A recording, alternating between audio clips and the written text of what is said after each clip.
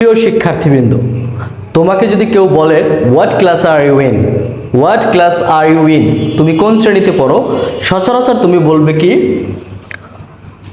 What class are you in. যদি বলে তুমি বলবে I'm in class 8, I'm in class 8, আমি অষ্টম শ্রেণীতে পড়ি।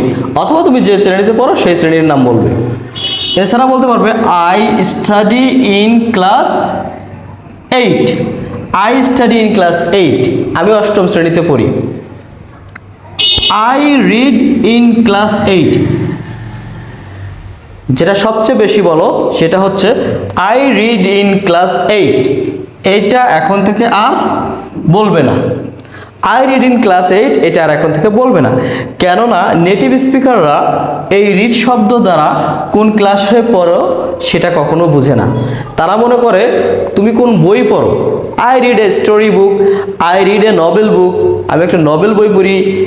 আই রিড নিউজ পেপার, সংবাদপত্র পড়ি।